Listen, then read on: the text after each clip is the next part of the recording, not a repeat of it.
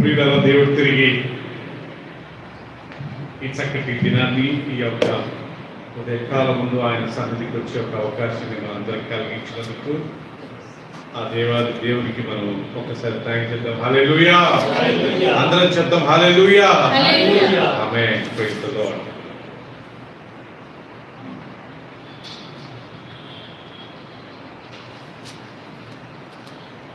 Oh, nice to see these people so early. Wonderful.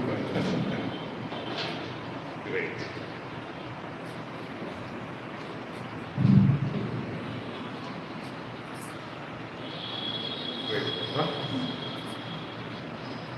ప్రియులారా, ఈరోజు దేవుని వాక్యం ధ్యానాంశం కొరకు మనము ఎన్నుకున్న అంశము దేవుని వాక్యము. పోయినసారి మనము కొన్ని విషయాలు నేర్చుకున్నాం కదా ప్రియులారా.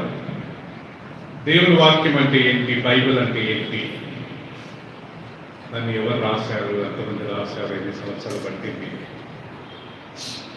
పాత నిబంధన కొత్త నిబంధన ఎన్ని పుస్తకాలు ఉన్నాయి అవన్నీ మనం చదువుకున్నాం ప్రియులారా. దాని తర్వాత కీర్తనల గ్రంథంలో దేవుని వాక్యం ఎలాంటిదని మనం నేర్చుకున్నాము. ఒకసారి కీర్తన గ్రంథము 19వ అధ్యాయం తీసుకున్నట్లయితే అది చదువుకొని మనం ముందుకెళ్తాం ప్రియులారా. మనం దేవుని సన్నిధికి వచ్చేది ఆయన వాక్యం నేర్చుకొని ఆయన వాక్యం ప్రకారం జీవించడానికి. కాబట్టి మనం వచ్చినప్పుడల్లా ఏదో ఒక సత్యాన్ని మనం నేర్చుకోవాలని దేవుడు కోరుతూ ఆశిస్తున్నాడు ప్రియులారా. మనము కీర్తనల గ్రంథము 19వ అధ్యాయము బుక్ ఆఫ్ సామ్స్ చాప్టర్ 19 7వ వచనం నుంచి ఒకసారి మళ్ళా చదువుకుందాం ప్రియులారా. పోయిన వారం నేను కొన్ని చెప్పాను, ఇవి జస్ట్ రిపీట్ చేసి మళ్ళీ వెళ్ళిపోతుంది. ఇక్కడ దేవుని వాక్యం ఎలాంటిది, వాటికి ఉన్న పేర్లు ఏంటి, దానికి ఉన్న స్వభావం ఏంటి, దేవుని వాక్యానికి ఉన్న గుణాలు ఏంటి అని ఇక్కడ మనకు ప్రియులారా ఈ లేఖనాలలో వివరించారు. చూసుకోండి ఒకసారి 7వ వచనం. యెహోవా నియమించిన ధర్మశాస్త్రము యథార్థమైనది, అది ప్రాణమును తెప్పరిల్లచేయును. యెహోవా శాసనము నమ్మదగినది, అది బుద్ధిహీనులకు జ్ఞానము పుట్టించును. యెహోవా ఉపదేశములు నిర్దోషమైనవి, అవి హృదయమును సంతోషపరచును. యెహోవా ఏర్పరిచిన ధర్మము నిర్మలమైనది, అది కన్నులకు వెలుగిచ్చును. యెహోవా యందైన భయము పవిత్రమైనది, అది నిత్యము నిలుచును. యెహోవా న్యాయ విధులు సత్యమైనవి, అవి కేవలము న్యాయమైనవి. అవి బంగారము కంటేను విస్తారమైన మేలివి బంగారము కంటేను కోరదగినవి. తేనె కంటేను జుట్టి తేనె దారుల కంటేను మధురమైనవి. దాని తర్వాత వాక్యం చాలా ముఖ్యము. వాటి వలన, ఈ లేఖనాల వలన, ఈ వాక్యం వలన, ఆ ధర్మశాస్త్రం వలన నీ సేవకుడు హెచ్చరిక నందును. వాటిని గైకొనుట వలన ఏముంది చెప్పండి అందరూ, గొప్ప లాభం కలుగును. ప్రియులారా, ఈ లేఖనాలలో గైకొనుట వలన గొప్ప లాభం కలుగుద్దంట పీటర్ కదా. ఎంత చక్కటి మాట, ఇంత చక్కగా రాసి దేవుని వాక్యం ఎలాంటిదని ధర్మశాస్త్రం అంట, దేవుని వాక్యము శాసనములంట, దాని పేర్లంటే ప్రియులారా. మనకు బైబిల్ అనే మాట లేకపోవచ్చు కానీ ధర్మశాస్త్రం అని పేరంట, శాసనం అని పేరంట, ఉపదేశం అని పేరంట, ధర్మం అని పేరంట, దేవుని వాక్యానికి ఉండే పేరు దేవుని భయం అంట, దేవుని న్యాయ విధులంట. అంతేకాకుండా బైబిల్ రాయబడింది, అది బంగారం కంటే కోరదగినది, మేలివి బంగారం కంటే పీటర్ అది కోరదగినది. ఎందుకు ప్రియులరా అంటే ఈ బంగారం అనేది మనల్ని పరలోక రాజ్యానికి తీసుకెళ్తుందా? ఈ బంగారం అనేది మనకు జ్ఞానం పుట్టిస్తుందా? ఈ బంగారం అనేది దేవుని పట్ల మనకు భయభక్తులు కలిగిస్తుందా? అందుకే బంగారం కంటే దేవుని వాక్యము చాలా ప్రశస్తమైనది. ఎందుకు కారణం అంటే అది మనకు దేవుని రాజ్యానికి మార్గాన్ని చూపిస్తుంది. ఆ వాక్యాన్ని చదువుతున్నప్పుడు మనము ఏది చెడు ఏది మంచిదో మనం తెలుసుకొని ఒక మంచి నిర్ణయం తీసుకోగలుగుతాము. సో ఎందుకు బంగారం కంటే శ్రేష్టమైనది అంటే ప్రియులారా, బంగారం ఈ లోకంలో ఉన్నంత వరకే. ఓకే, మనం చనిపోయిన తర్వాత ఆ బంగారం అంతా ఇక్కడ విడిచిపెట్టుకోవాలి. అందుకే యేసుక్రీస్తు అంటాడు, మీరు ఈ లోకంలో మీ ధనము కూర్చుకోనొద్దు. కూర్చుంటే ఏమవుతుందంట, ఇక్కడ దొంగలు పడతారంట, తుప్పు పడుతుందంట, ఓకే, కుళ్ళిపోతుందంట, ఓకే, అండ్ అది లోకంలో నాశనం అయిపోతుందంట. కానీ దేవుని వాక్యము అది యుగ యుగంలో వరకు నిలిచే వాక్యం. కాబట్టి మనం అందరం ప్రియులరా ఈ వాక్యాన్ని ఎప్పుడు గౌరవించే వారుగా ఉండాలా.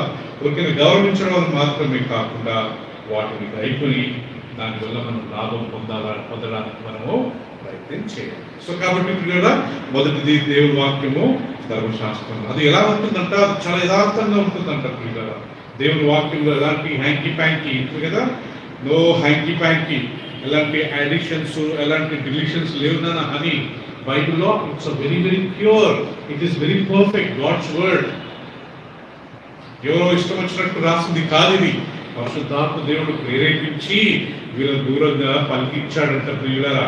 అందుకే బైబిల్లో ఒక వాక్యం ఉంది, భూమి ఆకాశం గతించదు కానీ నా మాటలు, నేను చెప్పిన మాటలు ఎప్పుడు గతించవు. ఆ వాక్యానికి అంత విలువ ఉంది బైబిల్.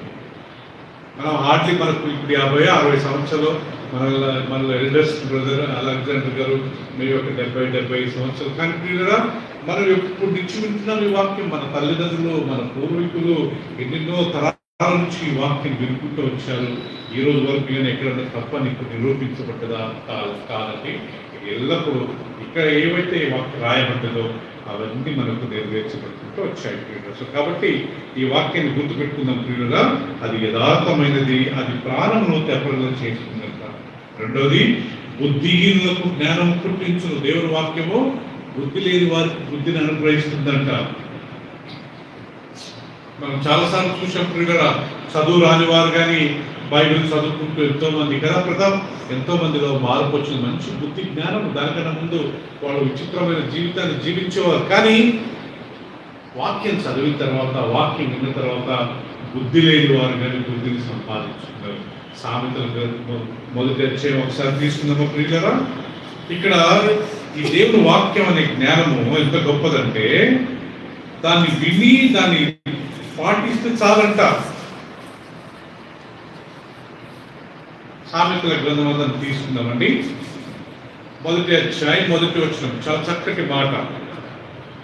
దావీదు కుమారుడును ఇశ్రాయేలు రాజు అయిన సొలొమోను సామెతలు. బైబిల్లో సొలొమోను కొన్ని పుస్తకాలు రాశాడు ప్రియులరా. దాంట్లో సామెతలు ఒకటి, ప్రసంగి ఒకటి, పరమగీతములు ఒకటి, ఒకే కీర్తనలో కొన్ని అధ్యాయాలు ఉన్నాయి. ఏంటి ప్రియులరా? జ్ఞానమును ఉపదేశమును అభ్యసించుటకును. చూసారా ఇక్కడ, జ్ఞానము ఉపదేశమును అభ్యసించుటకును, వివేక సల్లాపమును గ్రహించుటకును, నీతి న్యాయ యథార్థతలను అనుసరించుటయందు, బుద్ధి కుశలత ఇచ్చు ఉపదేశమును ముందుటకును. ఇంకా తర్వాత వాక్యం ముఖ్యం, జ్ఞానము లేని వారికి బుద్ధి కలిగించటం. ఈ వాక్యం ఎందుకంట, జ్ఞానము లేని వారికి ఏం కలిగిస్తుంది చెప్పండి? బుద్ధి కలిగిస్తుందంట. మనందరం ప్రియులరా ఈ వాక్యం చదవక ముందు మన పరిస్థితి ఒక్కసారి ఊహించుకుందామా, ఎలా ఉండేవాళ్ళం? కానీ ఈ వాక్యం విన్న తర్వాత చదివిన తర్వాత ఎంత మార్పు వచ్చింది, మన ప్రవర్తనలో మార్పు వచ్చింది, మన మాటల్లో మార్పు వచ్చింది కదా ప్రియులరా, మన జీవితంలో ఒక మార్పు వచ్చింది. ఈ వాక్యము దేవుని మార్పు. ఒక వాక్యం రాయబడింది, ఆయన తన నామంతకంటే ఆయన వాక్యాన్ని ఆయన అధికంగా హెచ్చించాడు. He has magnified his word above his name. ఆయన నామం కంటే ఆయన వాక్యాన్ని ఆయన ఉన్నతంగా హెచ్చించాడంట ప్రియులారా. సో బుద్ధి లేని వారికి ఆయన జ్ఞానం లేని వారికి బుద్ధి కలిగిస్తుంది. యవ్వనులకు తెలివియు వివేచనయు పుట్టించుటకును తగిన సామెతలు. జ్ఞానం గలవాడు విని పాండిత్యము చేసుకుని. ఆల్రెడీ జ్ఞానం ఉంది, కానీ దాన్ని వినడం వల్ల ఇంకా కొద్దిగా ఆయన షార్ప్ అవుతాడంట. ఆయన జ్ఞానం, నాకు జ్ఞానం ఉందిలే, అవసరం లేదనుకోవద్దు ప్రియులారా. జ్ఞానం ఉన్నవాడు విని చదివి పాండిత్యము వృద్ధి చేసుకును. వివేకము గలవాడు, ఆల్రెడీ వివేకం ఉంది, కానీ అతను ఆలోచించి నీతి సూత్రములను సంపాదించుకున్నాను. ఇంకా షార్ప్ అవుతాడంట Yochitha. You will become more sharper. Not only is very intelligent, he is very, very smart, but by listening to his word, by obeying his word, he will become more smarter, more wiser. కదా ప్రియులారా, 6వ వచనం, వీటి చేత సామెతల భావసూచకముల విషయములను జ్ఞానుల మాటలను వారు చెప్పిన గూఢవాక్యములను జనులు గ్రహించుదురు. యెహోవా యందు భయభక్తులు కలిగి ఉండుటయే తెలివికి. ఇక్కడ ప్రియులారా, ఏంటి యెహోవా యందు భయభక్తులు అంటే? మనం ఇదే కీర్తన 19వ అధ్యాయంలో చదివిన ప్రియులారా, 9వ వచనము, యెహోవా యందైన భయము పవిత్రమైనది, అది నిత్యము నిలుచును. ఇక్కడ యెహోవా యందు భయము అంటే అర్థం ఏంటి తెలుసా? దేవుని వాక్యం. పీటర్, దేవుడికి ఒక వాక్యము, యెహోవా యందు భయము అనే మాట. భయభక్తులు వేరు ప్రియులారా. భయము అంటే దేవుని వాక్యము, భయభక్తులు అంటే ఆయన అంటే భయభక్తులు. కానీ ఇక్కడ ఆయన ఎందుకు భయం? సో తెలివి లేని వారు తెలివి సంపాదించుకుంటారు, బుద్ధి లేని వారు బుద్ధి సంపాదించుకుంటారు, ఆల్రెడీ జ్ఞానం గలవారు ఇంకా జ్ఞానాన్ని అభివృద్ధించుకుంటారు, వివేకం గలవారు ఇంకా వాళ్ళు నీతి సూత్రాలు సంపాదించుకుంటారు. వీటి చేత వాళ్ళ జీవితంలో ఒక పెద్ద మార్పు వస్తుంది. దేవుని వాక్యం ఉన్నవాడు ఎవరు చెడిపోలేదు ప్రియులారా. నేను చిన్నగా ఉన్నప్పటి నుంచి ఈ రోజు వరకు చూస్తున్నాను, నేను ఉండే ప్రాంతంలో మంచి వాళ్ళు, చెడ్డ అలవాట్లు ఉన్నవాళ్ళు, తాగుబోతులు, నేను పాపం చేసే చాలా మంది వాక్యం విని ఎంతమంది మార్పు చెందారు. ఈరోజు వాళ్ళ జీవితాలు దేవుడు ఎంతో ఆశీర్వాదం. వాళ్ళు చూసినప్పుడు ఎట్లుండే వ్యక్తి ఈరోజు ఎంతగా మారారు. ఆ రకంగా ఈ వాక్యం జ్ఞానాన్ని పుట్టిస్తుందంట. ఈ వాక్యం మనకి ఇంకా వివేకం పుట్టిస్తుందంట, ఇంకా మన తెలివిని, మన జ్ఞానాన్ని అభివృద్ధి పరుస్తుందంట. అందుకే దేవుని వాక్యం వినాలి. బైబిల్ రాయబడింది, వినుట వలన విశ్వాసము కలుగు. ఏం వినుట వల్ల? వాక్యం వినుట వల్ల. వాక్యం వింటనే ఉండాలంట. నేను ఆది కాండం నుంచి ప్రకటన వరకు 10 సార్లు చదివాను. మనం సాటిస్ఫై కాకూడదంట ప్రియులారా. చదివినంతా ఒకేసారి మనకు గుర్తుంటుందా? ఆ చదివినంతా ఏ సిచ్యువేషన్, ఆ సందర్భాన్ని బట్టి మనం దాన్ని తీసుకుని వాడుకుంటాం. కానీ మొత్తం బైబిల్ నాలెడ్జ్ అంతా మనం ఒకేసారి వాడలేదు కదా. ఏ సిచ్యువేషన్ బట్టి కదా ఆ వాక్యాన్ని తీసి మనం వాడతాం. యేసుక్రీస్తు సాతాను వచ్చి, నువ్వు దేవుని కుమారుడు అయితే, 40 రోజులు ఉపవాసం చేస్తున్నప్పుడు యేసుప్రభు వచ్చి, నువ్వు దేవుని కుమారుడు అయితే ఈ రాళ్ళను రొట్టెలుగా మార్చగలుగుతావా అని అడిగాడు. మార్చగలిగినప్పుడు సముద్రంలో ఉండే నీళ్ళను 2 భాగాలు చేశాడు దేవుడు. అండ్ నదిలో ఉండే నీళ్లను రక్తంగా మార్చాడు దేవుడు. నీళ్లను ద్రాక్షారసంగా మార్చాడు దేవుడు. 5 రొట్టెలు 2 చేపలు 5,000 మందికి పంచిన తర్వాత 12 డబ్బులు మిగిలాయంటారు కదా. 5,000 మంది పురుషులే కదా, స్త్రీలు పిల్లలు కాకుండా. ఇన్ని అద్భుతాలు చేయగలిగిన దేవుడు, కొత్త ఆకాశం కొత్త భూమిని సృష్టించగలిగిన దేవుడు ఈ రాళ్ళను రొట్టెలుగా చేయలేదా? కాకపోతే ఏంటంటే సాతానుడు చెప్తే నేను చేయడం ఏంటి, నువ్వు చెప్పడం ఏంటి బాబు నాకు, నువ్వు చెప్తే నేను లోపడాలా? సో ప్రియులరా, ఇక్కడ ఒక విషయం మనం గుర్తుపెట్టుకోవాలా. వాక్యం వింటానే ఉండాలా, టీచర్ వాక్యం చదువుతానే ఉండాలా. నేను చాలాసార్లు చెప్పాను కదా, ఒక సిస్టర్ గారు, బ్రదర్ ఇప్పటికి నేను ఒక 6-7 సార్లు బైబిల్ మొత్తం బైబిల్ చదివాను. అంటే ఆమె ఇంట్లోనే కూర్చుంటుందా? లేదు, మందిరానికి వెళ్తుంది, వాక్యాన్ని వింటుంది, మళ్ళా వాక్యం చదువుతుంది. ఈ వాక్యం అనేది మన జీవితకాలం అంతా ప్రియులరా మనం వినేది, మనం వినాలంట ప్రియులరా. దాని తర్వాత దేవుని వాక్యము ఎలాంటిదంటే ప్రియులరా, 9వ వచనం చూడండి. యెహోవా యందైన భయము పవిత్రమైనది, అది నిత్యము నిలుచును. వాక్యం నిత్యము నిలుస్తుందంట. వాక్యానికి అంతం ఉండదంట ప్రియులరా. కీర్తనలు 119వ అధ్యాయం ఒకసారి తీసుకుందామండి. Psalm 119:89. Very very shocking verse. ఈ వాక్యం మొన్న వీళ్ళు రాశారండి 40 మంది, కానీ ఇది వాస్తవానికి ఎప్పటి నుంచి ఉందంటే చూద్దామండి. ఈ వాక్యం ఎప్పటి నుంచి ఉందంట షీలా? మొన్న వీళ్ళు రాశారు, ఒక 500 years బ్యాక్, లేకపోతే 1500 years బ్యాక్, లేకపోతే, కానీ వాస్తవానికి ఇది ఎప్పటి నుంచి ఉందంట చూద్దామా. యెహోవా నీ వాక్యము ఆకాశమందు ఎల్లప్పుడు ఉందా? ఎప్పుడుందంట? అండర్లైన్ చేసుకోండి ప్రియులరా. దేవా యెహోవా నీ వాక్యము ఎప్పుడు ఇచ్చిందంట పీటర్? నిత్యం ఆకాశం అంటే పరలోకంలో. సునీత గారు, దేవా నీ వాక్యము పరలోకము. Lord your word is settled in haven for ever. Can you read that English లో లౌడ్లీ? Psalm 119 verse 89.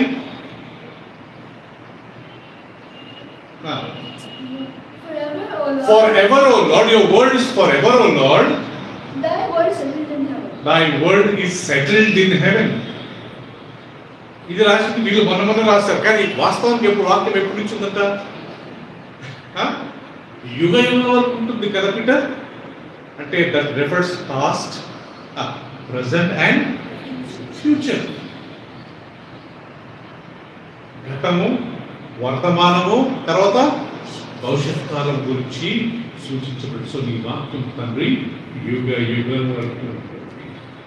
సో అందుకని ఈ వాక్యం తెలుసుకున్న వాళ్ళు, లోబడ్డవారు చాలా ధన్యులు అంటారు. ఇదే వాక్యం ఇంకా ఏం చేస్తుందంటే పిల్లలు మన జీవితంలో 119వ కీర్తన ఒకసారి తీసుకుందామండి. Psalm 119 verse 9.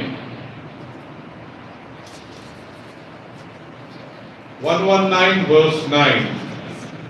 యవనస్తులు దేని చేత తమ నడత శుద్ధిపరచుకుందరు? క్వశ్చన్ మార్క్ వేసి ఆన్సర్ ఇస్తున్నాడు. నీ వాక్యమును బట్టి దానిని జాగ్రత్తగా చూసుకునుట చేతనే కదా. యవనస్తులే కాదు, ఈవెన్ పెద్దవాళ్ళు, వృద్ధులు, చిన్నపిల్లలు ఎలా మార్పు పొందగలుగుతారంట పిల్లలు? యవనస్తులకు కొన్ని అలవాట్లు ఉంటాయి, కొన్ని వ్యసనాలకు వాళ్ళు గురై ఉంటారు. కొంతమంది తాగుతుంటారు, కొంతమంది స్మోకింగ్ చేస్తుంటారు, కొంతమంది చెడు అలవాట్లు ఉంటాయి. వీళ్ళు ఎలా మారగలుగుతారు? ఇక్కడ అంటాడు, హే దేవా నీ వాక్యం వినటం వల్లనే, నీ వాక్యం ప్రకారం జీవించడం వల్లనే. చాలా మంది నేను కలిసాను, బ్రదర్ మేము ఒకప్పుడు ఈ తప్పులో ఉండేవాళ్ళము, కానీ వాక్యం విన్న తర్వాత మమ్మల్ని మేము మార్చుకున్నాం. వాక్యం మార్చేసింది. ఎన్ని రోజుల వరకు నీ పాపం చేస్తావు? ఎన్ని రోజుల వరకు దేవుడికి దూరం అవుతావు? ఎన్ని రోజులు ఆయన వేధిస్తావు? నీ ఆత్మకు నువ్వు జవాబుదేరే కాదని ఆ వాక్యం మనం గర్భిస్తా ఉన్నప్పుడు ఆటోమేటిక్గా ప్రియుగా ఒక రకమైన భయం, ఒక రకమైన భక్తి, ఒక రకమైన ప్రేమ దేవుడి మన పట్ల కలిగి మనం మార్చుకుంటాం. అందుకే యవ్వనస్తులు దేని చేత తమ నడతను శుద్ధిపరుచుకుంటారు? How can a young man యవనస్తులు దేని చేత అంటే ప్రియులరా? ఇప్పుడు మనకు సామాన్యంగా మనకు ఈ రోజుల్లో ఉండే ట్రెండ్ ఏంటంటే పెద్ద మ్యూజిక్, పెద్ద కాన్సర్ట్స్ అండ్ యూనో వీటిని బట్టి చాలా మంది మారుతారు అనుకుంటారు పిల్లలు కదా, ఫ్రెండ్షిప్ వల్ల. కానీ దేవుని వాక్యం రాయబడ్డది, నీ వాక్యం చేతను బట్టే వాళ్ళు మార్పు పొందుతారు. వేరే మార్గం ఏది లేదు. సో ఇక్కడ కూర్చున్న మనం కానీ అయినంత వరకు వాక్యాన్ని విన్నాం, వాక్యాన్ని చదువుకుందాం, వాక్యాన్ని ధ్యానించుకుందాం, వాక్యం ప్రకారం మనం జీవించుకుందాం. రెండోది, ఈ వాక్యం వల్ల మనకు కలిగే రెండో లాభం ఏంటంటే ప్రియులరా,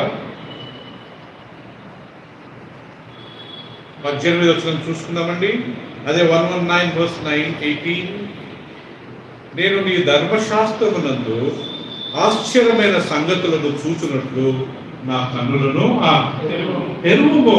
రెండోది ప్రియులరా, ఈయన ఎవరు రాశారో నాకు తెలిసి ఇది మోషే రాశాడు అనుకుంటున్నాను ప్రియులరా. నేను ఒక ఇంగ్లీష్ బైబిల్ చూశాను. ఇదొకటి Psalm 90, కీర్తనలు 90వ అధ్యాయము, కీర్తనలు 119వ అధ్యాయము. ఇవి రెండు మోషే ద్వారా రాయబడ్డారంట ప్రియులరా. సో ఆయన ఏమంటాడంటే, ప్రభువా నీ ధర్మశాస్త్రంలో ఉండే కార్యములను, ఆశ్చర్యమైన సంగతులను నేను చూచున్నట్లు నువ్వేం చేయి ప్రభువా? నా కన్నులను తెరవము. ఇంగ్లీష్లో ఏముంది? ఎవరన్నా కొంచెం చదవండి బిడ్డ. Open my ice. Open thou my eyes that I may behold wondrous things out of thy law. Oh, ఇదేంటి? So open my eyes that I may see wonderful things from your law. తండ్రి నీ ధర్మశాస్త్రంలో ఉండే ఆశ్చర్యకార్యములు చూచినట్లు నా కన్నులను తెరవండి. ప్రియులారా, నేను ఇందాక చెప్పినట్టుగా ఇది రాసింది ఎవరంట? మోసెస్. ఇంకా మోసెస్ ఎన్ని పుస్తకాలు రాశాడు? ఆదికాండము, నిర్గమకాండము, లేవియ కాండం, సంఖ్యాకాండం, ద్వితీయోపదేశ కాండం, ఇన్ని పుస్తకాలు రాసిన శీల ఆయన తెలవదా? ఆయననే ప్రేయర్ చేస్తున్నాడు, ప్రభు నా కళ్ళు తెరవండి. ఆయన ఏమన్నా గుడ్డోడా? వాజ్ ఈ బ్లైండ్? నో, అంటే దేవుని వాక్యము ఆత్మీయంగా చూడాలా కానీ ఏదో నవల్ చదివినట్టు, న్యూస్ పేపర్ చదివినట్టు జ్ఞానం గురించి మనం చదివితే కూడా జ్ఞానం గురించి మనం వింటే అది మన జీవితాలలో పనిచేయాలంట. So Bible is not a novel, Bible is not a newspaper, Bible is not just diary, it is the word of God, revolution. దేవుడు తన సత్యాన్ని అందరికీ బయలుపరుస్తాడంట. అందుకే ఇది ఎప్పుడో రాశారు కానీ ఇప్పుడు మనం చదివేటప్పుడు ఆ వాక్యము మనకు కార్యరూపంగా మన జీవితంలో మార్పు చేసుకున్నాక అప్పుడు మన జీవితంలో మార్పు వస్తుంది. వాక్యం చదివిన వాడు మారలేదనుకోండి ప్రియులారా, దేవుడి వాక్యంలో రాయబడింది క్రియలు లేని విశ్వాసము మృతము. ఇంగ్లీష్లో faith without works dead. Dead body చూశారా ఎప్పుడైనా? Dead body. ఆ వ్యక్తి చాలా మంచి వ్యక్తి ఉంటాడు, కానీ ఆయన చనిపోయిన వెంటనే ఫోన్ చేసినప్పుడు మనం అడిగేది బాడీ ఇంటికి వచ్చిందా, పేరు మర్చిపోతావా, పేరు జ్ఞాపకం చేసుకుంటావా, బాడీ వచ్చిందా, బాడీ ఎప్పుడు తీసుకెళ్తున్నారు, బాడీ ఎప్పుడు కూర్చుంది, బాడీ మా పేరు మర్చిపోతాం కదా. అందుకే దేవుని వాక్యం వినేటప్పుడు తీరుగా చదివేటప్పుడు మనము మన ఆత్మీయ కళ్ళు తెరవబడాలంట. అందుకే ప్రార్థన మనం చదవక ముందు, దేవుని సన్నిధికి రాకముందు ప్రార్థన చేసుకోవాలి. ప్రభు నీ వాక్యం ద్వారా నాతో మాట్లాడండి, కొన్ని ఆత్మీయ విషయాలు తెలపండి, లేఖనాల ద్వారా నాతో మాట్లాడండి. కేవలం లేఖనాలు మాత్రం మనల్ని మార్చగలుగుతాయి, వేరే మనం ఏమీ మార్చలేవు. సో ఇక్కడ ఏమంటాడంటే ప్రియులారా, నాయన నీ ధర్మశాస్త్రంలో ఎన్నో ఆశ్చర్యకాలు ఉన్నాయి, నేను నార్మల్గా చదివితే నాకు అర్థం కావు, నువ్వు నాకు కళ్ళు తెరవండి. ఒకరోజు యేసుక్రీస్తు ఒక గుడ్డివాడికి ప్రార్థన చేస్తాడు. ఉమ్ము ఊసి మట్టి తీసుకుని ఆ మట్టితో ఉమ్ముతో కలిపిన ఆ మట్టిని తీసుకుని ఆ గుడ్డివాడికి రాసి నువ్వు వెళ్ళి ఆ యొక్క కోనేరులో నువ్వు కడుక్కొని రమ్మంటే అతను వెళ్ళి కడుక్కొని వస్తాడండి. కడుక్కొని వచ్చి ఆయన ఇంకా ఎట్లుందంటే ఆయన అంటాడయ్యా, మనుషులందరూ చెట్ల మాదిరి కనపడుతున్నారు నాకు. అప్పుడు యేసుప్రభు మళ్ళా పిలిచి అతన్ని రెండోసారి ఆయన ముడతాడు. యేసుప్రభు సిగ్గుపడలే, నేను 2 సార్లు ప్రేయర్ చేయడం ఏంటి, ఫస్ట్ టైం చేసిన వెంటనే అతనికి మంచి కాలేదని చెప్పి ఆయన సిగ్గుపడో లేకుంటే ఆయన ఏం కాలేదు అలాంటిది ఏది ఫీల్ కాకుండా మళ్ళా పిలిచి ప్రియులరా రెండోసారి అతన్ని ముట్టినప్పుడు అతని కళ్ళు తెరవబడ్డాయి. అలా మనందరికీ అని ఆత్మీయ కళ్ళు తెరవబడాలంట. మనం వాక్యం చదివేటప్పుడు, వాక్యం వినేటప్పుడు ఆత్మీయంగా వినాల ప్రియులరా. మనం శారీరకంగా, మానసికంగా లేకుంటే ఏదో ఏదో ఏదో ఏదో ఒక స్టోరీ విన్నట్టుగా మనం విత్తే అది ఆశీర్వాదకరంగా ఉండదంట. మనం ఆత్మీయంగా వినాలంట. అందుకే యేసుప్రభు అంటాడు కదా, విత్తువాడు విత్తుటకు బయలుదేరును. కొన్ని విత్తనాలు పడదు, విత్తుతే అవి త్రోవ ప్రక్కన పడ్డాయంట. దాని గురించి వివరిస్తూ ఆ ఆకాశ పక్షులు వచ్చి వాటిని తీసుకెళ్ళేది. ఎవరయ్యా వీళ్ళు అంటే యేసుప్రభు అంటాడు, విత్తువాడు దేవుని సేవకుడు యేసుక్రీస్తు, ఆ విత్తనము దేవుని వాక్యము. మరి ప్రియులారా, ఈ పొలం ఏంటి?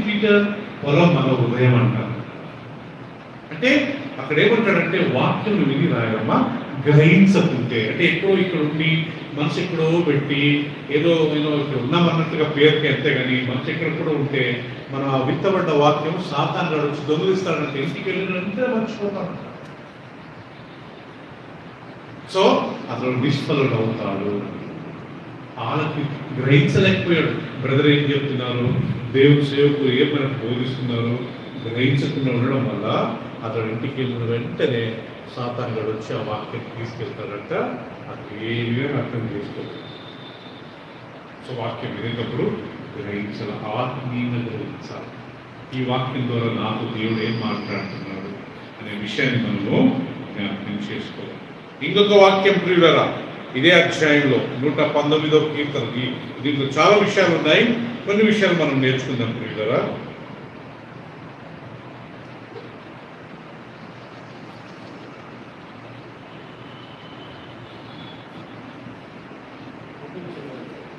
ఒక నిమిషం.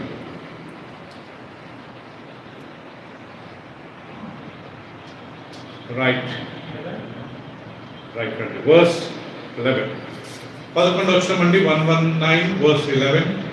నీ ఎదుట నేను పాపము చేయకుండానట్లు నా హృదయంలో నీ వాక్యము ఉంచుకొని ఉన్నాను కదండి. ఈ వాక్యం అందరూ గమనించండి. నీ ఎదుట నేను పాపం చేయకూడదంటే ఏం చేయాలంట? దేవుని వాక్యము మన హృదయంలో ఉంచుకోవాలి. ఓకే అని? So first thing, when we listen to the word, when we read the word, the first place it has to be stored in our heart, not in our mind. జ్ఞాపకం పెట్టుకోవడం మంచిదే, కానీ అది హృదయపూర్తి విని మన హృదయంలో ఉంచాలంట. ద్వితీయోపదేశ కాండం 6:6 అంటాడు, నేడు నేను మీకు ఆజ్ఞాపించు ఈ మాటలు మీ హృదయంలో ఉండవాలని. ఫస్ట్ మన హృదయంలో ఉండాలంటే వాక్యం చాలా హార్ట్ తీసుకోవాలంట. దేవుడు మన అన్యాయం చేయడు, దేవుడు మన మోసం చేయడు. వాక్యం ద్వారా మనకు మంచిదే నేర్పిస్తాడు. మనం మంచి మార్గంలో నడవాలనే ఆయన మనకు నేర్పిస్తాడు, కానీ ఆయన మనల్ని మోసం చేయడు, అన్యాయం చేయడానికి. తండ్రి, నేను నీకు ఎదుగుగా పాపం చేయకుండా ఉన్నాను. మనం ఏదైనా పాపం చేయకముందు ఆ వాక్యం మనకు ప్రకటిస్తుంది. ఎందుకంటే హృదయంలో ఉంది, నువ్వు ఈ పాపం చేయవద్దు. ఓకే, ఇది దేవుని మాట. నువ్వు పరిశుద్ధంగా జీవిస్తున్నావు, ప్రభురాత్రి బలలో పాలు పట్టుకున్నావు, పరిశుద్ధంగా జీవించు. ఎవరు చూడకపోవచ్చు నిన్ను, దేవుని దగ్గర నువ్వు లెక్క చెప్పాలి కదా, నువ్వు నరకానికి వెళ్తావా, దేవుని బాధపడతావా అని ఆ వాక్యం మనం ప్రకటిస్తూ ఉంటుందంటే ప్రియులారా. అందుకే వాక్యం మన హృదయంలో ఉండాలి. పెద్ద చక్కగా అంటాడు కదా, దేవా నీ ఎదుట నేను పాపం చేయకుండా ఉన్నట్టు నీ వాక్యము నా హృదయంలోనే దాచిపెట్టుకుని ఉన్నాను. So first place, where should we store the word of God in our heart. మన హృదయంలో వాటిని దాచిపెట్టుకోవాలి. సో ప్రియులారా, యెహోషువ గ్రంథం ఒకసారి తీసుకుందామా. మోషే చనిపోయిన తర్వాత దేవుడు యెహోషువను నెక్స్ట్ లీడర్గా చేశాడు. నెక్స్ట్ లీడర్గా చేసి, నాయకుడుగా చేసి, ఆయన చెప్పిన మాటలు కొన్ని విషయాలు గమనించుకుందామా ప్రియులారా.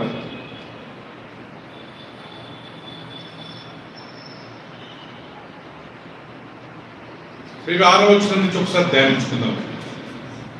యెహోషువ గ్రంథము 1వ అధ్యాయము 6వ వచనం అందరూ మీ బైబిల్ చూసుకుందామా ప్రియులారా. చదువుతున్న ఈ వాక్యము, నిన్ను విడువను. నిన్ను యెహోషువతో చెప్తున్నాడండి. మోషే చనిపోయిన తర్వాత ఇప్పుడు యెహోషువ ఈ ప్రజలందరినీ కానాన్ దేశానికి నడిపించాలి.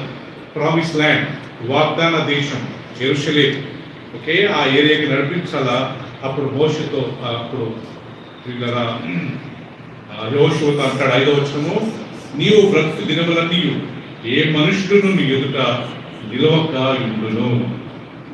నేను మోషేకు తోడై ఉండునట్లు నీకును తోడై ఉండు. వినండి ఒకసారి గమనించండి. నువ్వు బ్రతికిన దినములన్నీ ఏ మనుషుడు నీ ఎదుట నిలబడుకున్నట్లు నేను నీకు తోడై ఉంటాను. ఒకసారి నేను చెప్పాను ప్రియుడు, గుర్తుందో లేదో, యెహోషువ మొత్తము 31 యుద్ధం చేశాడు ప్రియుడు. ఆనంద్ గారు, యెహోషువ ఆ కానాన్ దేశం, ఇజ్రాయెల్ దేశానికి వెళ్ళక ముందు ఆన్ ద వేలో అంత కానానీయులు అంటారు అండి. దేవుడు వాగ్దానం చేసిన ఆ ల్యాండ్ అంతా కానానీయులు, హిత్తీయులు, పెరిజీయులు, ఫిలిస్తీయులు, వీళ్ళందరూ ఒక 7 రకమైన గుంపులు ఉండేవారంట. వీళ్ళందరూ యుద్ధం చేసి 31 వార్స్.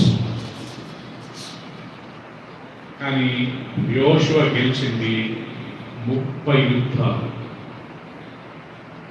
నేను కొత్తగా ప్రభువుని నమ్ముకున్నప్పుడు ఒక దేవుని సేవకుడు వినోద్ వాక్యం చెప్తూ, యెహోషువ 30 యుద్ధాలు గెలిచాడు కాబట్టి మనకు నెలకు 30 రోజులు కాబట్టి రోజుకు ఒక్కొక్క విజయం చొప్పున మనం తీసుకున్నట్లయితే 30 రోజులు మన జీవితంలో జయమే.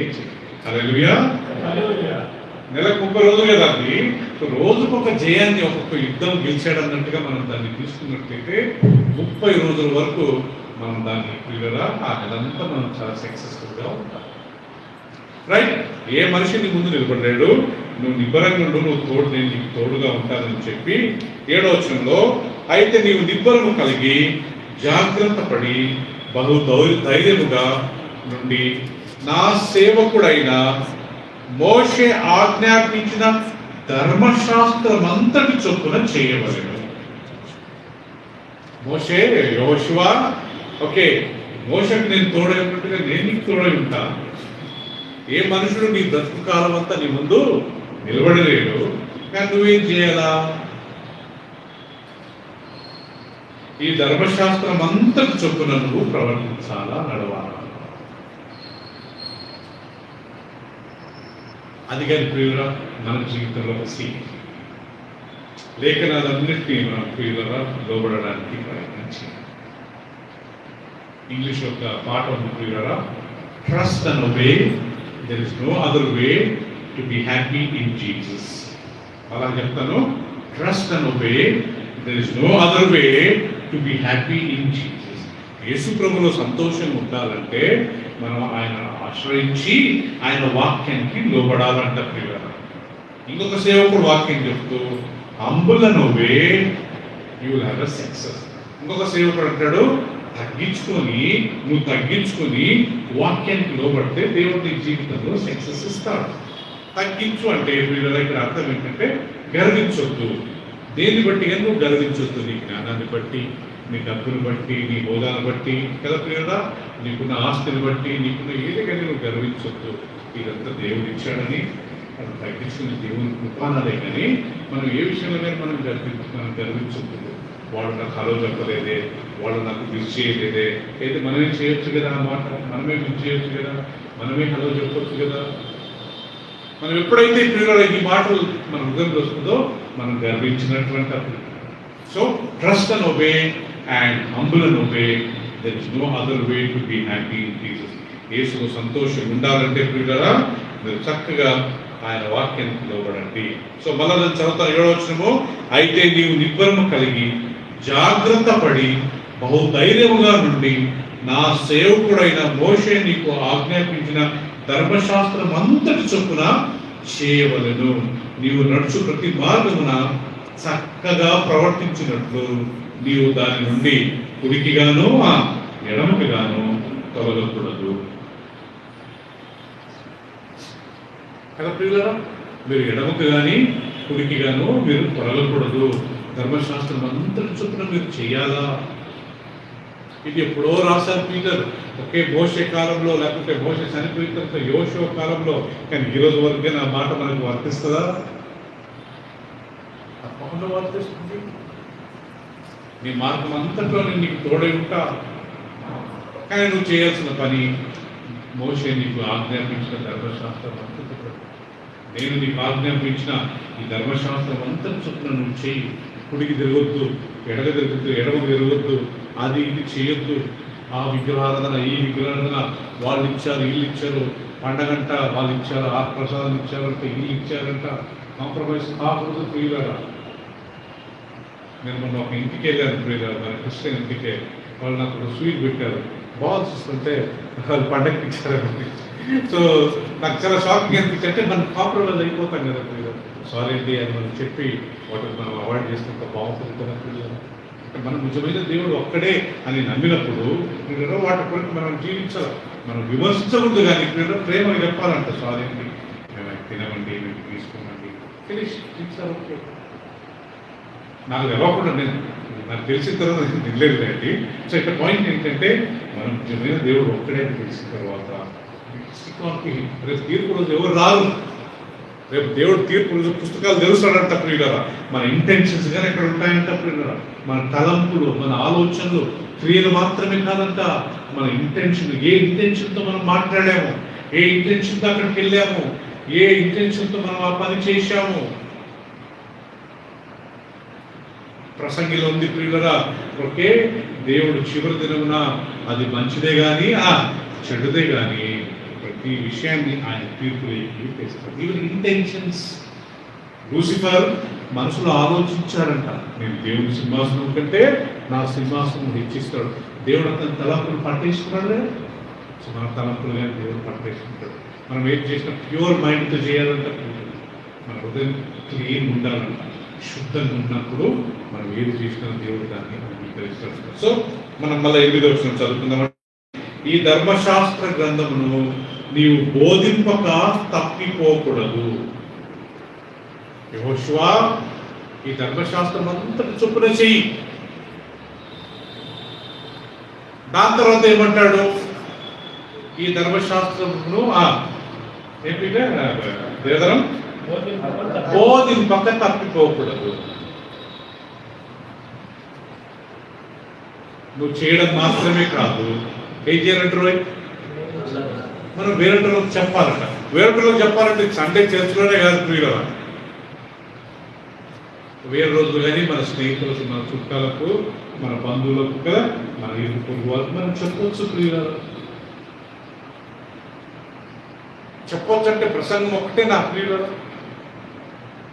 నేను దేవుని సేవకు వచ్చినప్పుడు కనీసం ఒక 5-6 సంవత్సరాల వరకు ట్రైనింగ్లో ఉండేవాడు. మాకు కొంతమంది సీనియర్స్ ఉండేవారు. బ్యాగ్ వేసుకుని, బైబిల్ వేసుకుని ప్రియుల, ఒక వాటర్ బాటిల్ పట్టుకొని ప్రియుల, ఆడ గోవా ఆ ఏరియాలో హుబ్లీ, ధార్వాడ అంత అడవి ప్రాంతం. లోపలికి వెళ్ళేవాడు. ఈ పార్క్ ఉండేవారు గౌలీస్ అని ఒక ట్రైబ్స్, వాళ్ళ మధ్యకి సువార్తలు పలికించేవాళ్ళకు. 5-6 సంవత్సరాలు మాకు ప్రసంగాలు ఏం లేవు.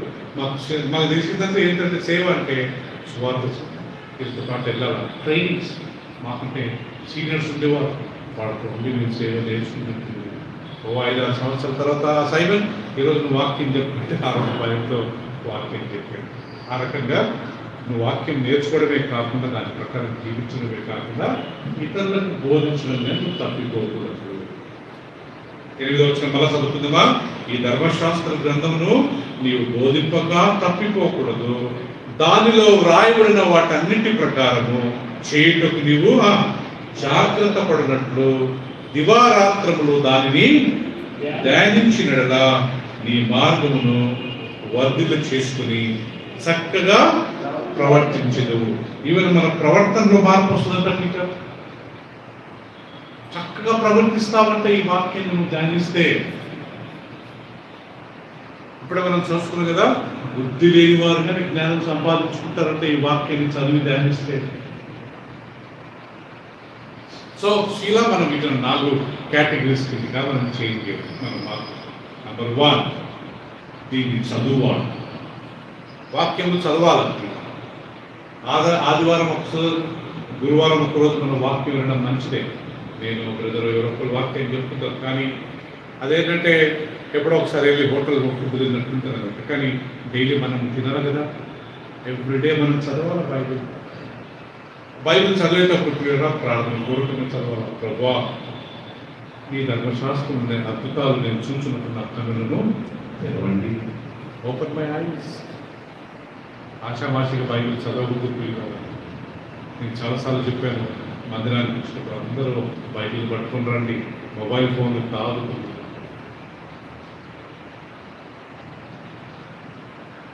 ఎంత టెక్నాలజీ వచ్చినా కానీ మనకు ఒక కాపీ ఉండడం చాలా మంచిది. ఆ రోజుల్లో వాళ్ళు రాసి పెట్టినందుకే ఈరోజు మనకి బైబిల్ గారు చదువుకే ప్రతి ఒక్కరు ఒక్కొక్క బైబిల్ పట్టుకుని రండి. ఎక్స్క్యూజ్ ఇవ్వద్దు, రేపు మనమే ప్రాబ్లంలో పడతాం. ఎవరన్నా అన్న ఏం చర్చకి వెళ్తుందా, బైబిల్ ఏదైనా అడిగితే ఏం చెప్తాం తెలియదు. ఇన్ని రోజుల వరకు అందరికీ మనము ఎక్స్క్యూజ్ వచ్చుకుంటూ తప్పించుకుంటాం కదా. బైబిల్ పట్టుకుని ఒక్కరు ఒక బైబిల్ ఉంటే అది చాలా బ్లెస్సింగ్. ఇంటికి తీసుకెళ్ళండి, వచ్చేటప్పుడు తీసుకొని రండి. అది మనకి అది ఆశీర్వాదం. నేను చాలాసార్లు చెప్పాను కదా, మా అమ్మ ఆమె అసలు చదివే కాదు. ఆమె ఎప్పుడు బైబిల్ ఉన్నప్పుడల్లా బైబిల్ తెచ్చుకుంటూ కూర్చుండేది. రకమైన ఆశ, నాకు చదివించుకుంటే బాగుంటుంది. ఆమెకు ఒక్క అక్షరం రాదు, but she has a desire Bible పట్టుకుని ఇంట్లో మందిరంలో కూర్చోవాలి. మనకి అలాంటి ఆశ ఉంటే మంచిది కదా. సో ఒకటి, మనం వాక్యం చదవాలి, ప్రతి ఒక్కరు చదవాలి. ఇంకా చదువు రాని వాళ్ళు ఏం చేయాలంటే మనం పోయిసారి నేర్చుకున్నట్టుగా వినటం వలన చదువు రాని వారు అదే ప్రాబ్లం వినాలి.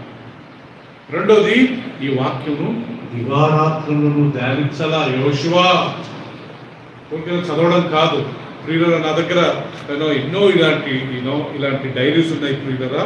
నేను ప్రతిసారి చదువుతున్నప్పుడల్లా ఆ వాక్యాలను నేను రాసుకుంటాను అండ్ మెసేజ్ ప్రిపేర్ చేసుకుంటాను. అలెగ్జాండర్ గారి బుక్ చూడండి ఒకసారి. సార్ నెక్స్ట్ టైం మీ బుక్ తీసుకెళ్ళండి సార్. ఆయన పేజీలు రాస్తూనే ఉంటారు కదా సార్. అంత మంచి ప్రిపేర్ అట్ట ప్రియులరా. మనం కానీ అందరం ఒక డైరీ పెట్టుకుంటే మంచిదని, మనం చదివేటప్పుడు ధ్యానించేటప్పుడు ఆ రోజు ఏం అధ్యాయం చదివాము, ఏం దాంట్లో మనం తలంచాము, ఏం మనం ధ్యానించాము అట్లా రాసుకుంటే మంచిది. ఆ రోజులలో రాయలమ్మ వాళ్ళు రాసినందుకు ఈరోజు మనకు బైబిల్ ఉంది. మరి ఇప్పుడు నేను దేవుని దగ్గరికి వెళ్ళిపోయాను అనుకోండి, నా డైరీస్ అన్నీ ఉంటాయండి.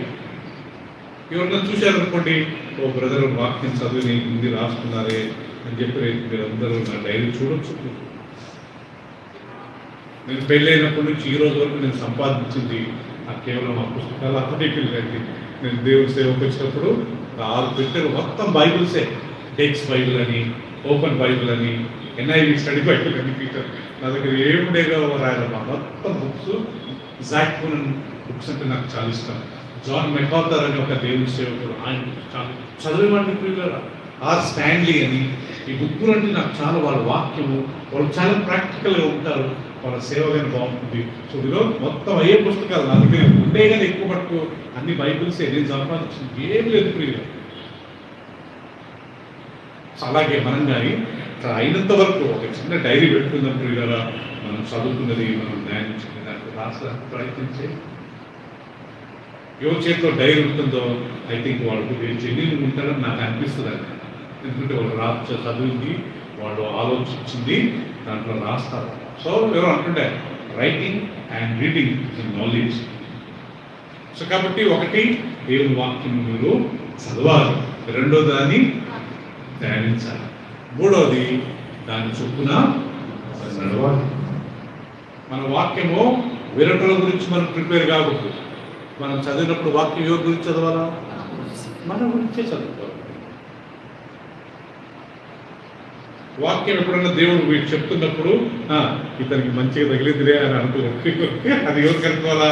నాకు మంచిగా తగిలిందిలే కదా ప్రియులరా, ఇతనికి మంచిగా వాక్యం అని మనం చూపించుకోకూడదు. అది దేవుడు నాతోనే మాట్లాడాడు కదా అయ్యారు, దేవుడు నాతోనే మాట్లాడాడని మనం హ్యాపీగా ఫీల్ కావాలి. మనం వేరేటో మందం అనుకుంటుంది కదా, హూనోస్ అది రేపు మన వైపు రావచ్చు. తెలుసు. మూడవది వాక్యం చదవాలి, రెండవది ధ్యానించాలా, మూడవది దాని చొప్పున మనం ఏం చేయాలంటే లాస్ట్ అండ్ ఫైనలీ ఈ ధర్మశాస్త్రంలో ఇతరులకు బోధించడంలో మర్చిపోవచ్చు. లాస్ట్ ఫైనల్ ఏంటంటే వచ్చే ఈ వాక్యము మనం చదువుకున్న దాన్ని ఎవరికన్నా ఒకరికి షేర్ చేయండి. నేను చెప్పనా, ఈ రోజుల్లో బెస్ట్ వాట్సాప్ వచ్చేయండి, ఈ వాట్సాప్లో పంపించేయండి. చూడని వాళ్ళు వాళ్ళ కర్మ, కానీ చాలా మంది చూస్తారు. మనం ధ్యానించింది మనం నేను అప్పుడప్పుడు నేను స్టేటస్లో పెడుతుంటాను, ఎన్ని బుక్స్ ఉన్నాయి, ఓకే ఎవరు రాశారు, ఎంతమంది నా స్టేటస్లో 700 నుంచి 800 మంది చూస్తారండి నా స్టేటస్. 800 మెంబర్స్ ఒకసారి 1000గా జరుగుతుంది. So I feel so happy. అబ్బా అట్లీస్ట్ నేను ఇంట్లో కూర్చొని 1000 మందిని నేను రీచ్ కాగలిగాను నేను వాక్యం ద్వారా. సో ఈ రోజు ఇంటికి వాక్యం చెప్తే వినరు. సో సన్నగా ఒక వాట్సాప్ ఒక మంచి గ్రూప్, మన కాంటాక్ట్ ఉన్న వాళ్ళందరూ గ్రూప్లో పెట్టుకోండి. బ్రాడ్కాస్ట్ మెసేజెస్ అని ఉంటాయి, దాంట్లో అందరి పేర్లు యాడ్ చేసేయండి. ఓకే, ప్రతిరోజు పంపితే మళ్ళీ బాగుండదు. సో మీరు అట్లీస్ట్ వారానికి 1-2 సార్లు పంపండి. I tell you it will be very very fact. ఒకప్పుడు నేను రోజు పంపేవాడిని, తర్వాత ఒక వారానికి ఒకసారి, ఇప్పుడు ఆల్మోస్ట్ నెలకు ఒక్కసారి మాత్రమే పంపాలి. సో అయినంత వరకు మనం చదువుకున్నది, మనం నేర్చుకున్నది ఏం చేయాలంటే ఆ విషయం ఇతరులకు బోధించాలి. డైరెక్ట్ వెళ్ళి వాక్యం చెప్తే వినరు. సో ఏం చేయాలంట? వాట్సాప్ ద్వారా, లేకుంటే మన తలుపులకు దేవుని వాక్యం పెట్టుకున్నాం, మన కార్లకు మనం దేవుని వాక్యం, మన బైక్లకు మన కార్ కనుక పెట్టుకున్నాం, Jesus loves you, God is my shepherd, యెహోవా నా కాపరి. ఆ కార్ చూసిన వాళ్ళందరూ నా కార్లో చూడండి పిల్లరా, జీసస్ లవ్స్ యూ అని ఉంటుంది. నా బైక్లో చూడండి, జీసస్ లవ్స్ యూ ఉంటుంది. సో ఈ వాక్యాన్ని మనం డైరెక్ట్ చెప్తే ఎవరు వినరు. కనీసం మన తలుపుల మీద నేను పీటర్ ఇంటికి వెళ్ళినప్పుడల్లా మంచిగా అనిపిస్తుంది. వాళ్ళ ఇంటి మీద ఒక మంచి వాక్యం రాశారు పీటర్. అక్కడ తలుపు ఆ పాలోడు వచ్చినా, చెత్తోడు వచ్చినా, ఎవరు వచ్చినా ఆ వాక్యం చదివితే ఆ వాక్యమే దేవుడు. ఆదిందు వాక్యం ఉండును, వాక్యము దేవుని ఉండును, ఆ వాక్యమే దేవుడి ప్రియుల. ఆ వాక్యం ద్వారా దేవుడు మనతో మాట్లాడారు. సో గుర్తుపెట్టుకుందాం ప్రియులరా, దేవుడి వాక్యం అంతా ఇంపార్టెంట్.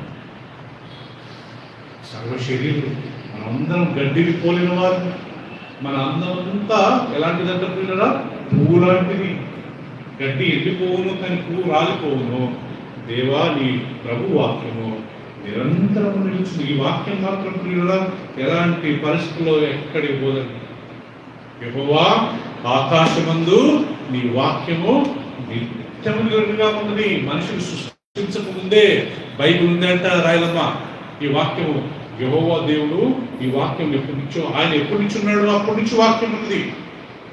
వాక్యమును దేవుని మనం సపరేట్ చేయలేము. God himself is a word. ఆయన చెప్పిన మాటలే దేవుని వాక్యం అంటే. ఈ 4 విషయాలు గుర్తుపెట్టుకున్నాం. ఒకటి, వాక్యం మనం చదువుకున్నాం. ప్రకటన గ్రంథం 1:3 చూసుకున్నాం ఒకసారి. ప్రకటన గ్రంథం 1వ అధ్యాయం 3వ వచనంలో ఇక్కడ చదవడం అనే విషయం ఇక్కడ లేదు, కానీ ప్రకటనలో ఉందండి. యోషువ లేదు చదువు అనే మాట, కానీ ప్రకటనలో ఉందండి. 1వ అధ్యాయం 3వ వచనం అందరు తీసుకుందామా? ఏమనుందంటే ఇక్కడ, సమయము సమీపించినది కనుక ఈ ప్రవచన వాక్యము ఫస్ట్ ఎవరంట? చదువువాడు. రెండవది వాటిని విని ఇందులో రాయబడిన సంగతులను గైకొనిన వారు ధన్యులు. ఇక్కడ చదువువారనే మాట ఉంది. Blessed are all those who read.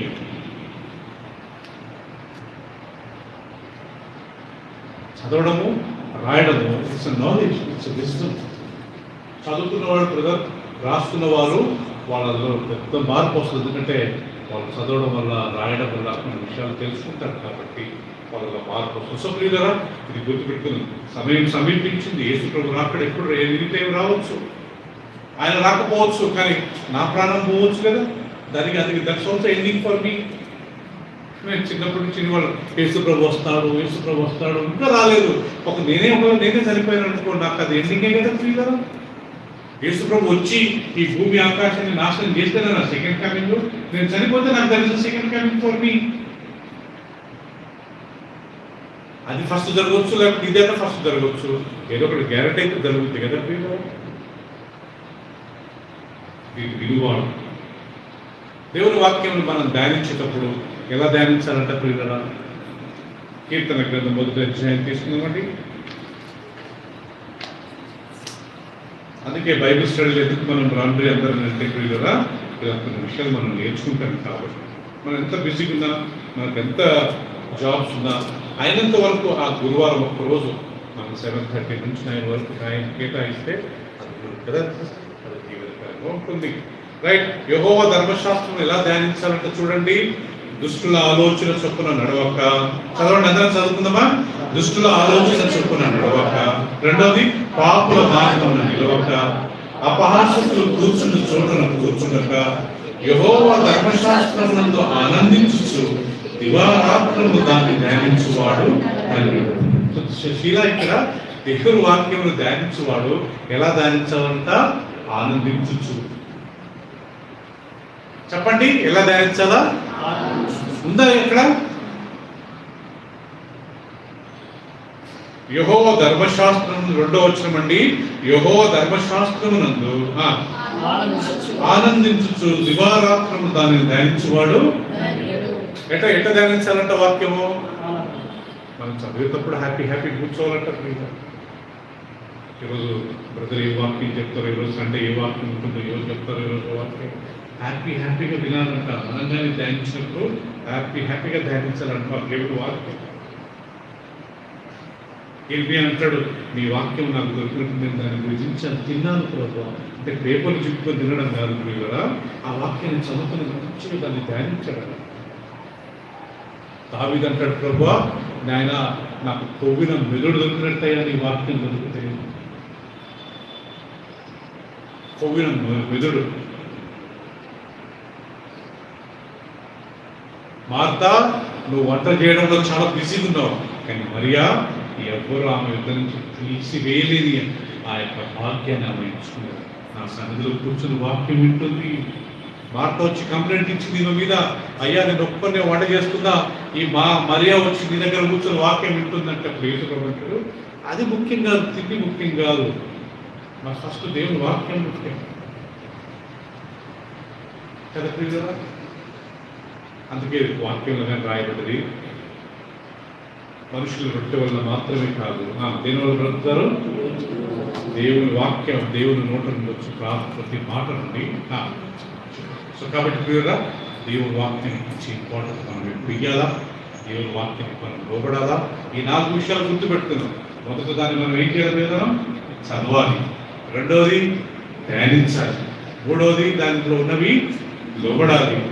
నాలుగవది ఇతరులకు బోధించాలి. బోధించాలంటే నేను చెప్పాను కదా, we have so many ways. ప్రతిరోజు పెట్టద్దు, పెడితే కొద్దిగా బోర్ కావచ్చు. మేబీ వారానికి 1-2 రోజులు పెట్టేస్తాం, వాక్యం పెడతాం. మన తలుపులకు వాక్యం రాద్దాం, మన కార్లకు మన బైక్లకు వాక్యం రాద్దాం, భయపడద్దు. జీసస్ లవ్స్ యూ అని రాస్తాం, యెహోవా నా కాపరిని రాస్తాం, సిగ్గుపడద్దండి. ఇంట్లో ఎట్లా అవుతుందో మంచి వాక్యం ఒకటి పెట్టుకుందాం. Jesus said I'm the way, truth and life. Finish. వచ్చిన వాళ్ళంతా చదువుతారు, అన్యులే కావచ్చు, క్రైస్తవులే కావచ్చు. అది మన భాష. ఆమేన్. Shall we say ఆమేన్? ఆమేన్. ప్రార్థన చేసుకుందాం. పరిశుద్ధుడా, ఇంతవరకు నీ వాక్యం ద్వారా మాతో మాట్లాడి మీ లేఖనాలకు ఉండే ఇంపార్టెన్స్ ఏంటో, దాని యొక్క విలువ ఏంటో మాకు తెలిపించారు. యెహోవా, నీ వాక్యము ఆకాశము నిత్యం, సేవకులు రాసింది ఒక 1500 సంవత్సరాల క్రితమేమో ప్రభువా, కానీ వాస్తవానికి ఈ వాక్యం నిత్యం ఇక్కడగా ఉంటుంది. ఆకాశం. Lord, for ever O lord, your word is settled in heaven. ఆదియందు వాక్యము, వాక్యము దేవుని యొద్ద ఉంటుంది. ఆ వాక్యమే దేవుడే. ఆ వాక్యం విన్నవాడు పాండిత్యం పొందుతాడు, జ్ఞానాన్ని అభివృద్ధి పొందుకుంటాడు. తెలివిల్లవాడు ఇంకా పాండిత్యం పొందుతాడు.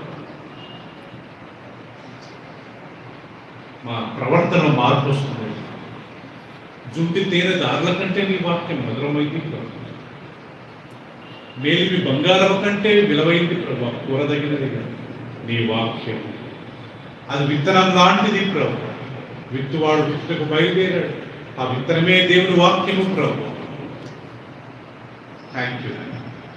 యెహోషువతో మీరు చెప్పారు, యెహోషువ నువ్వు నిబ్బరం కలిగి ధైర్యంగా ఉండి నువ్వు వెళ్ళే ప్రతి మార్గంలో ఏ మనిషి నీ యొద్ద నిలబడకున్నట్లు నేను నీకు సాయం చేశాను.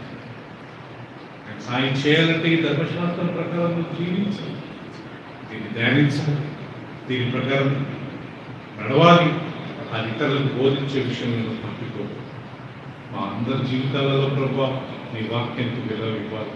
ఆదివారం గురువారం జరిగే ఈ బైబిల్ స్టడీ ఆరాధనలో మేము రావాలి, వచ్చి నీ వాక్యాన్ని వినాలి. ఈ లోకమైనా అంతం కాబోతుంది, ఎప్పుడు ఏమవుతుందో మాకు జరగదు ప్రభు. లోకమే అంతం కాకపోవచ్చు, మా జీవితం అంతం కావచ్చేమో ప్రభు. దానికన్నా ముందు ఆ భయము, ఆ భక్తి, మీ పట్ల ప్రేమ, మీ పట్ల ఆసక్తి మా అందరికీ దయచేయండి. నీ సన్నిధికి సరైన సమయానికి మేము ఉండవచ్చు అయ్యా. అనేకులకు మేము మాదిరికరంగా ఉండటం కృపను దయచేయండి. మనం చెల్లిస్తూ ఈరోజు మేము చదువుకున్న ఈ వాక్యం మా కన్నులను తెరవటయ్యా, వాటిలో ఉన్న అద్భుతాలు మేము చూచుకుంటూ మాకు సాయం. యేసు ప్రభువు పరిశుద్ధ నామములో ప్రార్థించి వేడుకుంటున్నాను తండ్రి. ఆమేన్.